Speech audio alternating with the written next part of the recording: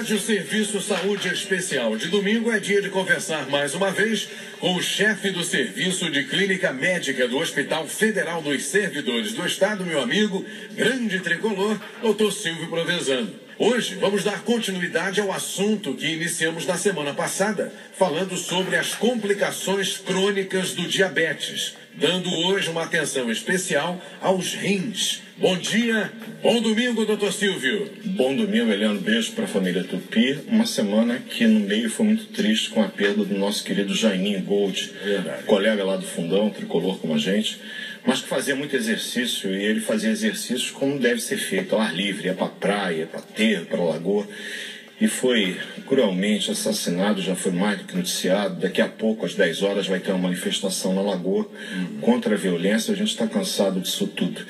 Mas foi muita crueldade, viu, Helena? Eu soube que perfurou o pâncreas. Para perfurar o pâncreas, além de ser comprida a lâmina, deve ter sido com uma violência terrível que fizeram isso. É inaceitável, imperdoável no meu entender. Sem dúvida nenhuma. Bom, doutor Silvio, para começar então, o diabetes pode prejudicar também o funcionamento dos rins quando não controlado corretamente? O diabetes é uma doença que se caracteriza por alterações do metabolismo da glicose, seja por uma deficiência na secreção de insulina, seja por uma dificuldade na ação dessa insulina. E a consequência disso é um ambiente na circulação onde a glicose fica permanentemente elevada. E a taxa da glicose elevada no sangue vai provocando lesão nos vasos sanguíneos. Nos grandes vasos, a chamada macrocirculação, que justifica um risco maior de infarto, de derrame, e também nos pequenos vasos, o que pode levar, por exemplo, como falamos na semana passada, às complicações neurológicas da neuropatia periférica autonômica e dos olhos, a retinopatia diabética em especial, que é a principal causa de cegueira adquirida. E os rins, porque o rim, na verdade, Eliana, vamos falar um pouquinho para a família Tupi entender. O rim é uma estrutura que é um grande filtro que nós temos no corpo. Um enovelado de vasos sanguíneos compõe o rim numa estrutura, vou falar um palavrão em mediquês, glomérulo. O glomérulo é um enovelado de vasos que filtra o sangue. Qual é o papel do rim? Evidentemente, quando o sangue passa, aquelas substâncias produto de todo o metabolismo celular que não prestam para mais nada e que, se permanecerem no sangue, podem inclusive ser tóxicas para a gente, como a ureia, como a creatinina, elas são filtradas e eliminadas num líquido que se forma, que é a nossa urina.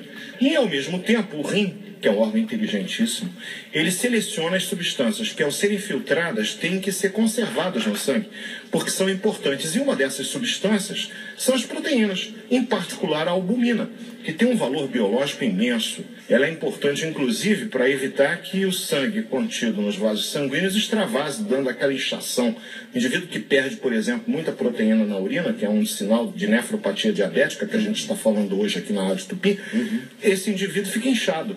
Tanto nos olhos, principalmente pela manhã, como nas pernas. É uma inchação com aquelas pernas de pilão.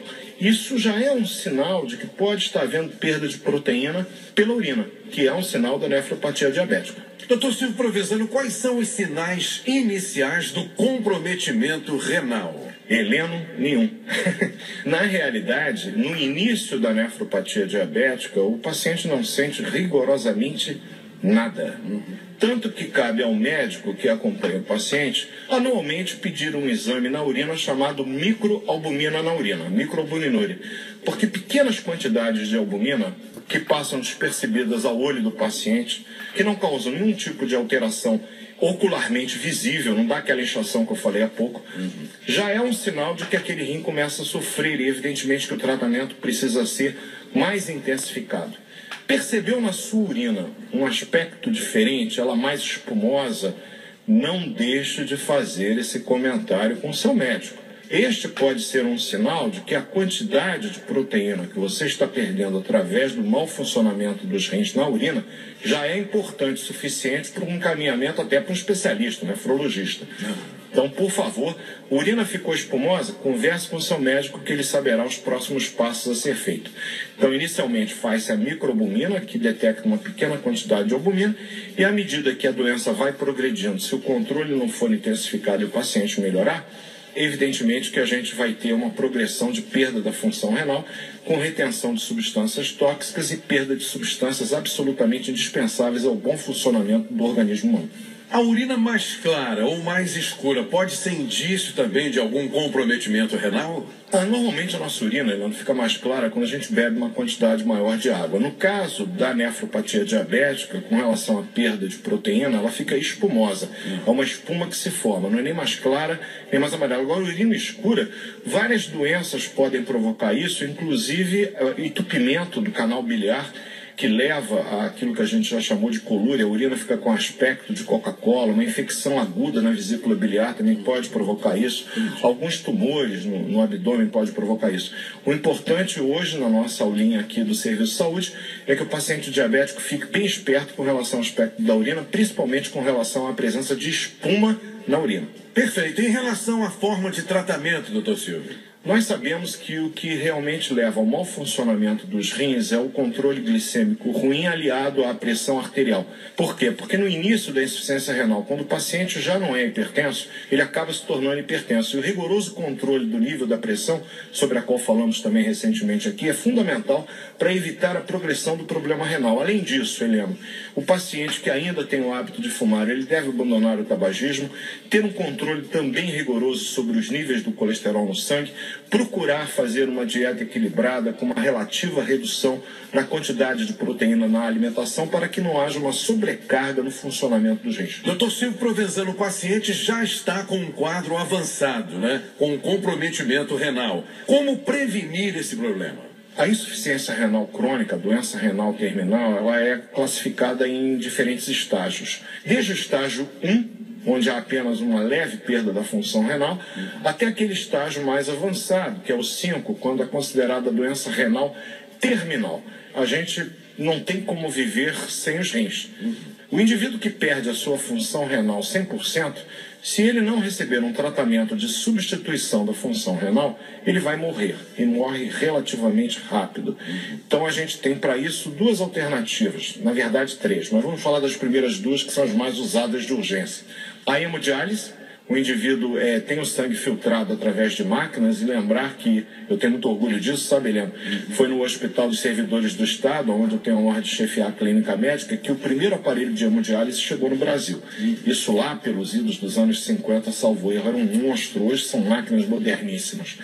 Além disso, você pode fazer como alternativa a diálise peritoneal, onde um catéter é introduzido no abdômen do paciente e tem ali uma membrana que faz a filtração do sangue, permitindo parcialmente resolver o problema do rim. Finalmente, tem o transplante renal, né, Helena? Você sabe que se o indivíduo diabético tiver um familiar próximo com compatibilidade genética, que é avaliado com exames pré-operatórios, e se esse familiar estiver disposto a fazer a doação do rim, isso é uma alternativa muito interessante para o tratamento do paciente com insuficiência renal crônica. Lembrando à família Tupi que o doente com comprometimento dos rins, ele tem um risco cardiovascular muito aumentado. Portanto, o risco dele vir a sofrer um infarto ou talvez um derrame cerebral, muitas vezes fatal, é muito maior. Se comparado ao transplante de coração, esse transplante renal é mais simples ou mais complicado, doutor Silvio? Todo transplante é um procedimento que, evidentemente, tem os seus riscos e obriga um acompanhamento pós-transplante para toda a vida. Mas o transplante renal, Helena, já é feito há muito tempo. O risco é muito baixo, tanto para quem faz a doação do rim, o doador, como para o receptor, a pessoa com insuficiência renal que recebe esse rim.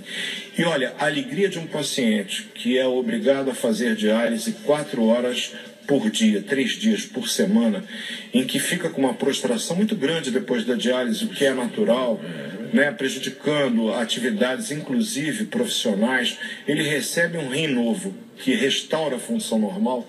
A alegria desse indivíduo, no olhar dele, quando a gente encontra esse paciente, é uma das grandes alegrias que um médico pode levar na vida. Perfeito. Doutor Silvio Provenzano, no próximo domingo, vamos continuar conversando das complicações crônicas do diabetes, não é isso? Isso, a gente vai falar um pouco sobre os pés do diabético, tão importante quanto os olhos, quanto os rins, quanto os nossos nervos. É um órgão que é muito afetado pelo diabetes e é ainda, eu já vou antecipar, a principal causa de amputações no mundo inteiro por causas não traumáticas devido a acidentes. Doutor Silvio Provenzano, mais uma vez, bom dia, bom domingo e até semana que vem, amigão. Até semana, Helena. Gente, não a violência. Pelo amor de Deus, vamos fazer um mundo melhor, isso depende de cada um de nós. Beijo, família Tupi. Abraço, querido. Show do Heleno Rodai. Garotinho.